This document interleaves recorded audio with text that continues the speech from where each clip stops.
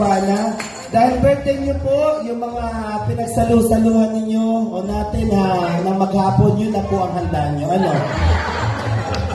Maraming salamat sa mga batchmate namin na umatin ngayon sa ating Christmasan.